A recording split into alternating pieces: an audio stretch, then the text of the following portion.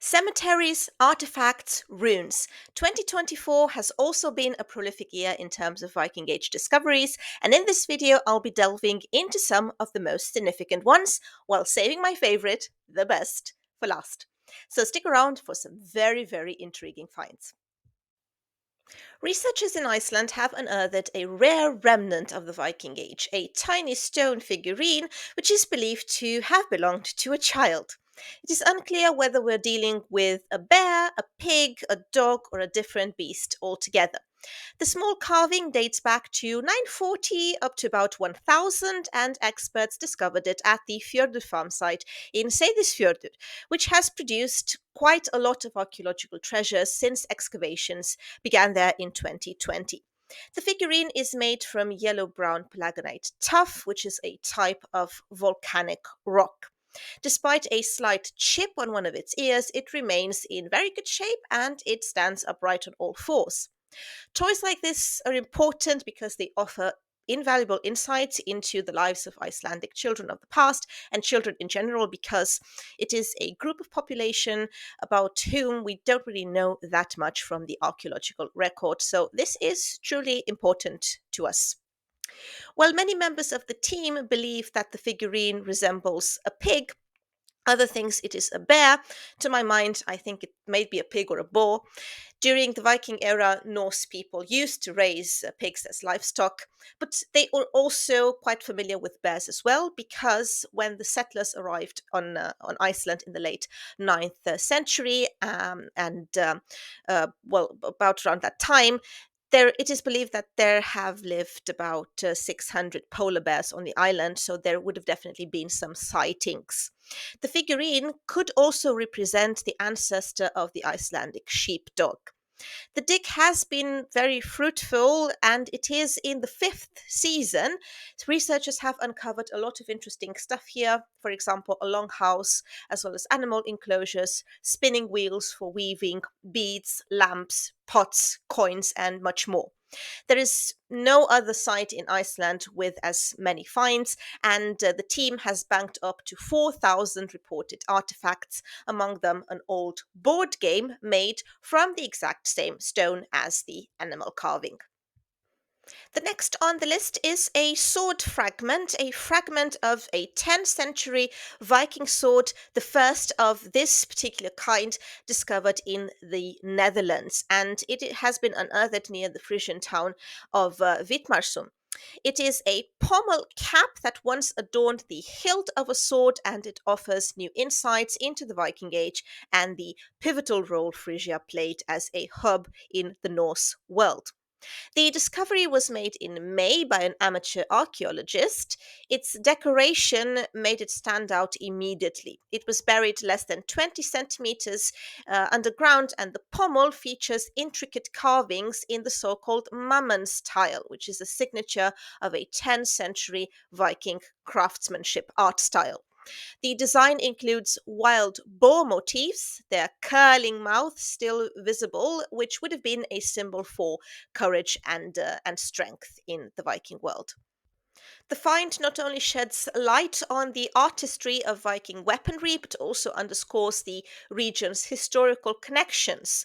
The find shows us that there is still a lot to discover about the Viking Age in Frisia, an area larger than present day Friesland. Because this beautiful pommel cap is the first of its kind to be found in the Netherlands, it enriches our understanding of the contacts between Frisia and the Viking world in Scandinavia and the British Isles. Swords in the Viking world and early medieval societies in general were not only weapons, they were cultural icons. They often carried highly symbolic values and were sometimes passed down through generations. They were modified and decorated to reflect the status of their owners. The objects had an almost mythical reputation, and people even attributed human characteristics to them, and they could have had a great cultural and symbolic value. So the newfound fragment highlights this particular cultural importance, but also raises some very interesting questions. For example, was this pommel cap perhaps deliberately removed by a new owner who wanted to customize his own sword, or was the entire sword disassembled, and how did it end up in Friesland? So these are questions for researchers to answer in the upcoming months. Another metal detectorist has uncovered a silver pendant in Denmark that might represent the Norse god Odin. The find has since been donated to the Museum Lolland Falster in the nearby city of Nykøbing Falster and is set to undergo analysis in the coming months. He made the discovery this spring in a field next to Nakskov, an inlet on the island of Lolland in Denmark. The museum inspector has since estimated that the figure dates from either the late Germanic Iron Age or the Viking Age, with a provisional date ranging from 700 to 1000. The piece is a solid silver pendant that was likely hung on a chain around the neck of its owner. Although it's not really yet possible to say for certain, the figure on the pendant might be a depiction of Odin, like I said.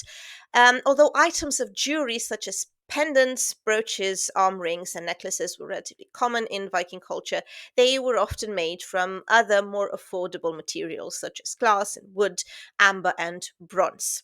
Finds of solid silver, on the other hand, were less common and could signify that the owner was quite a wealthy individual.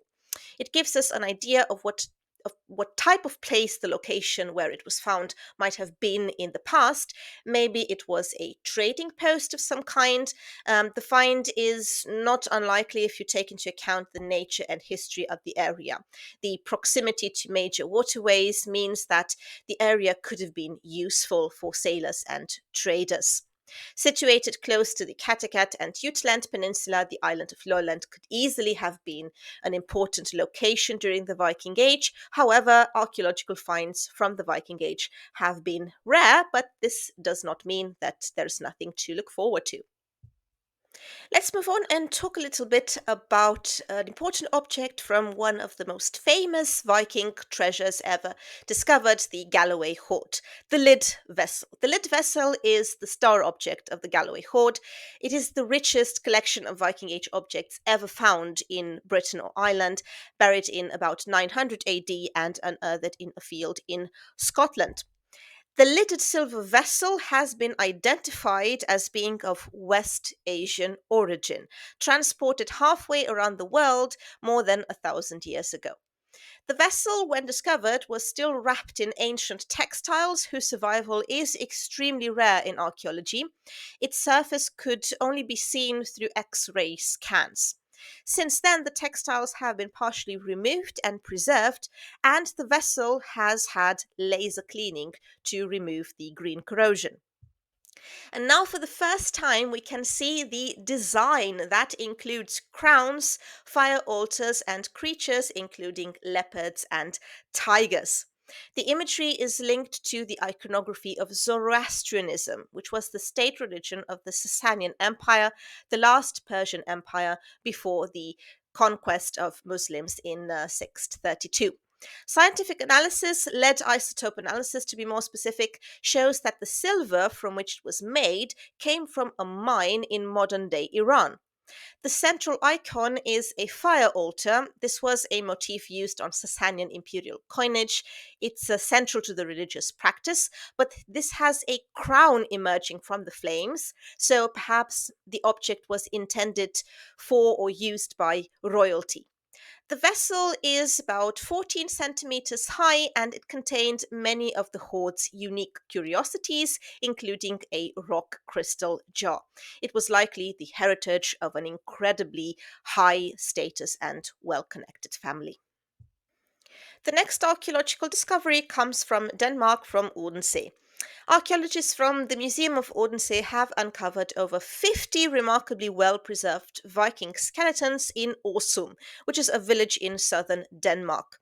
The discovery, which includes artifacts from far beyond Denmark's borders, highlights the Vikings' extensive trade networks. The excavation conducted earlier this year unearthed one of the largest Viking burial sites on the island of Fyn, covering approximately 2,000 square meters. The burial ground, believed to date back to the reign of Gorm the Old in the mid 10th century, includes 50 inhumation graves and 5 cremation graves. This discovery offers extraordinary opportunities to perform a wide range of scientific analyses, which can reveal more about the general health, the diet, the origins of those buried. They might even reveal whether the buried Vikings were related. Some of the graves indicate that the individuals buried were of high social status, as evidenced by their grave goods. Among the most striking finds is a woman buried in a wagon, an upper part of a Viking cart used as a coffin. Her grave contained a glass bead necklace, an iron key, a knife with a silver threaded handle, and a shard of glass that might have been an amulet. A finely decorated wooden chest was also found at the foot of the wagon. Another grave contained items such as 3-lobed bronze brooch, a red glass bead, an iron knife, and a piece of imported rock crystal, likely from Norway. These artifacts underscore the Vikings' role in international trade networks during the Viking Age. The burial ground confirms Asum's importance as a settlement during the Viking Age, situated near the early urban center of Odense, historically known as Odin's V being an old word meaning shrine, so the shrine of Odin. The descendants of the Norse buried here witnessed the cementing of Odense as a town, while Harald Bluetooth constructed one of his ring forts, the one at Nonnebagen, south of the river, as part of his efforts to unify the kingdom and expand his authority. And one more ship was uncovered in Norway. It all began when rivets were found using a metal detector at a field in Jarlsberg Manor in southeastern Norway in 2018. Surveys with ground penetrating radar confirmed that there was once a burial mound here. Despite the ship being ploughed into pieces and its rivets scattered, we can now say for certain that yes, there lie the remains of a Viking ship. The size of the rivets indicate that it was a large ship. The similarity to those found at Kokstad and Oseberg leaves no doubt. This was the result of 2 weeks of digging. About 70 rivets were found, and the dimensions suggest that they were used to hold together planks up to 2.5 centimeters thick. However, upon closer inspection, turns out that 2 of these rivets were actually horse crampons. These are spikes that were attached to horses' hooves in icy conditions. The ship and the horse are recurring themes in Viking Age burial customs and mythology, and are a typical phenomena one would expect to find in a ship burial. Finding the horse crampons in the material suggests that the rest of the grave goods are also somewhere in the field. Now, one theory is that this could have been the grave of the Viking king Bjorn Fadman, one of the sons of Harald Fairhair. According to the sagas written by Snorri Sturluson, he was killed here at Serheimer estate by his brother Eric Bloodaxe. 100 years ago, so in 1917-18, another burial mound was excavated nearby, one actually called the Farman Mound. This was during the aftermath of the Kokstad and Oseberg discovery, so the memory of uncovering a Viking ship was very fresh, and it would have taken another 100 years for solid evidence to emerge that a ship burial was not entirely far fetched. They were just simply searching the wrong mound. The most significant finding from this year's excavation at Jarlsberg indicates that the site was very important during the Viking Age. On several of the forested hills around Jarlsberg Manor, there are both larger and smaller preserved boat graves. All signs indicate that they surround what might have been the focal point here. The landscape with the numerous ship burial sites remains somewhat unknown and could benefit from further exploration and research. Recent investigations around Hellagshaugen in central Norway confirmed the presence of a ship burial mound here as well. Once again, the discovery of rivets triggered further investigation. The ship was comparable in size to Viking ships, but it turned out to date from the year 700, more or less, from what is known as the Merovingian period, so a little before the Viking Age. A vast cemetery was discovered in Sweden as well. Archaeologists set to investigate a settlement from the Stone Age outside of Varberg in Halland, that would be on the west coast, discovered something completely new when they stumbled across a gigantic burial from the Viking Age. The remains of no fewer than 139 graves, with, among other things, animal and human bones, costumes, jewelry, clay pots, bonfires, and even shipwrecks were found here. About 6% of the burial field was excavated. It appeared to be a normal preliminary investigation of a Stone Age settlement when the archaeologists began investigating the site at Tvaaker in May 2017. The municipality planned a new water pipe and roundabout, and the site would be excavated in stages. They realized it was a bigger job than anyone would have imagined when they started finding the remains of these Viking Age burials. 5 graves with bone remains and fire layers. The bones were from dogs and humans. The burial ground is strategically well placed on a flat ridge along 2 important transport routes. The name of the village, Tvååker, and other place names such as Järnmölle, Järnveke, Gamla Köpstad, and Galtabäck are all mentioned in historical sources. The problem is that the ground has been ploughed down and leveled to cultivate and create pastures, so the superstructures have disappeared and the graves have been ploughed to pieces. But they have investigated where the bonfires are and, among other things, found a 50-meter long shipwreck, so a ship burial, up on the ridge. In total, they found 3 large shipwrecks and a ship shaped mound. A large part of the burial field is probably under modern construction, as only an estimated 6% has been excavated.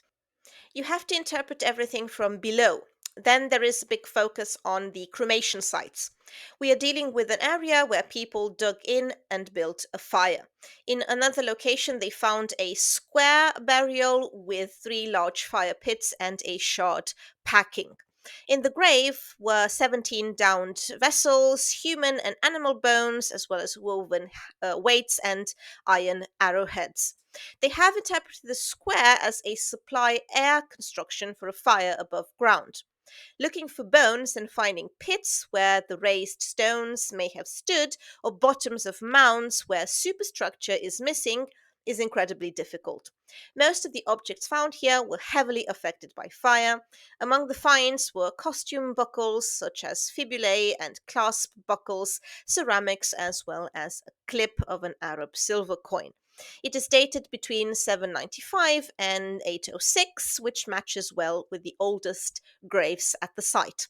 Animal bones of birds, dogs, cattle, and pigs, as well as human bones, have been found, and the most usual burial ritual during this period was cremation. So there are a lot of questions regarding this site. For example, where did the people come from who are buried here? So this is something that still baffles archaeologists. There might have been a village, probably in this area of Tvååker, that expanded during the Viking Age, or perhaps there was a trading post at Gamla Köpstad south of Varberg. So that is a topic that is going to be researched in the future. The next interesting find has to do with the relationships between the indigenous Sami people and the people from the Viking Age in Norway this time. Something that has also been physically confirmed is the fact that these indigenous peoples were to be found further to the south than initially thought. In central Norway, for example, research has provided rare evidence of the presence of Sami people in this region. The main research was carried out by a team of archaeologists working on a site adjacent to the river Nea in the Norwegian county of Trøndelag. The group received permission to investigate the area during a rehabilitation of a hydroelectric plant close to the river. They had been working on cultural heritage for the Sami parliament and knew it was an area where the Sami had lived and herded reindeer for centuries. The group found a total of 40 hearths, many of which appeared to be of Sami origin. When compared to other modern Sami sites in terms of placement in the landscape and other physical characteristics, the majority of the hearths were interpreted as Sami dwelling sites. The Sami people's historical presence in a particular area can often be pinpointed by identifying their hearths, which is essentially a place where they built fires, cooked food, and generally assembled as a community. Some believe the collaboration between the Norse and Sami people in Norway was strong in this period. Others have long argued that the Sami remained only in the far north and ventured south at a much later date. In other words, we're dealing with two cultures that lived in separate regions with only sporadic contact for trading purposes. These new findings, however, seem to suggest a very long contact between the peoples even in the Viking Age. In addition to lots of hearths from the 15th and 16th century, they were also able to date more sites around the 8th century. So at least 10 sites spread evenly across mid Norway, in addition to many neighboring sites on the Swedish side of the border, all of which indicates there was a large and permanent Sami presence in the whole area at this time, and they were not just saga tales. And speaking about saga stories, the next discovery doesn't really have to do with the Viking Age, but with the story from a later date, from the 12th century, but it has to do with the saga, so that's why I decided to include it as well.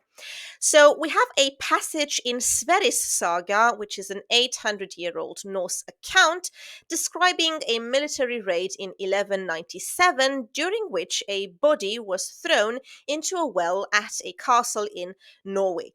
Now, a new study published has brought this tale to life, as researchers have used ancient DNA to corroborate the saga and uncovered details about the so called well man. Bones were first discovered in a well at Sverrisborg Castle in 1938, but all we knew about the discovery was just a brief description. It was not until excavations from 2014 and 2016 that the remains were recovered, with about 90% of the body being found. The person had several injuries on the body, although it is difficult to tell whether they happened before or after he died. Most interestingly, his head was found disconnected from the body.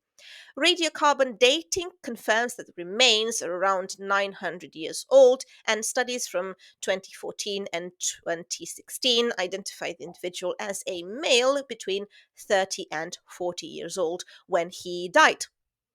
Now, in the Sverris saga, a work from the early 13th century that recounts the life and reign of King Sverre Sigurdsson of Norway between 1177 and 1202, one episode details the war between two factions: the Birkebeiner faction, the one who supported Sverre, and the Bagler faction.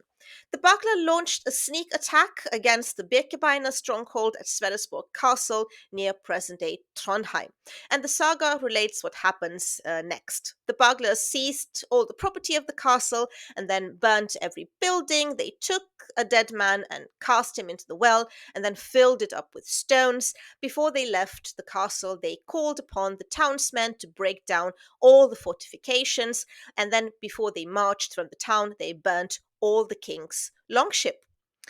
And then genomic analysis actually confirmed that the well man was indeed a male, and he likely had blue eyes and light brown hair. The results show that his ancestry can be traced to the southernmost counties of Norway, most probably West Agder. The defeated holders of the castle were King Sverre's Birkebeiner, who are thought to have been mainly from central Norway. It is the Baglers, the invading victors from the south of Norway, who are described as having thrown the man into the well. Accordingly, previous reports have assumed that the Wellman was a central Norwegian from the losing side of the Birkebeiner. The results, however, showed that the Wellman's ancestry was typical of the present day population of southern Agder.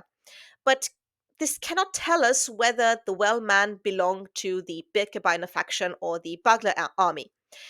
We can note that the passage in Sverris saga states that the Wellman was dead before the Bagler faction threw him into the well, so perhaps they threw one of their own dead into the well.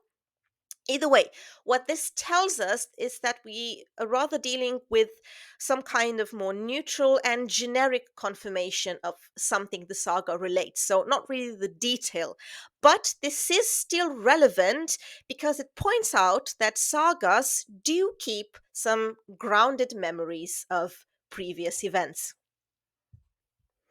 And now, my absolute favorite discovery eh, from the year 2024 related to the Viking Age, or actually related to, generally speaking, Scandinavia, because this is not really the Viking Age. But at any rate, it has to do with runes, which makes it my all time favorite. This is the sensational discovery at the beginning of 2024 in Denmark on the island of Funen, again, Fyn, the oldest runic inscription from the territory of Denmark, or at least as far as we know. For comparison, the country's perhaps most well known runes, the inscriptions of the Yelling stones in connection with the Harold Bluetooth expansion of the territory and the adoption of Christianity, these date back to the 10th century, so 800 years later. We're dealing with a knife that was discovered by archaeologists at the Museum of Odense during an excavation of a burial site to the east. This was found in a grave along with several other objects that an Iron Age person took on their journey to the afterlife. And among them, we have 3 brooches, which were possibly used as a way to fasten a garment, and they have been crucial for dating this knife and the runes on it, because exactly this type of brooch is found within a very, very narrow time frame that can be dated to about 150 AD. And the knife was placed in the grave at the about same time. So the oldest runes in Denmark, 150 AD. It was only when it was cleaned of rust that the runes revealed themselves. Then the knife was placed under a microscope, and then the word Hirila was revealed, which in Old Norse or Proto Old Norse could mean something like little sword. Now, the problem is when we go so far back in time, as the case with these runes found on the knife from Funen, we don't really have many terms of comparison. This is the Elder Futhark, used until the 8th century to transcribe a wide variety of Germanic languages, as well as the reconstructed standard, let's say Proto Germanic and also Proto Norse. The amount of such inscriptions is very low, about 350. Therefore, we need to draw on both younger runes and reconstructions of the language of the Viking Age when searching for the meanings of the runes. Now, whether Hirila refers to the name of the knife itself or the owner of the knife is a matter of speculation. The knife is thus contemporaneous with another runic inscription that has been considered the oldest until now, namely a small bone comb from Witmarsum, also on the island of Funen, where we have the word harja incised. And harja can mean either comb, or it could mean a more personal name derived from the word warrior. So you can definitely see some similarities here. This object points out that the Scandinavians' contact with the Roman Empire was at its peak during this time. There is trade going on between the two.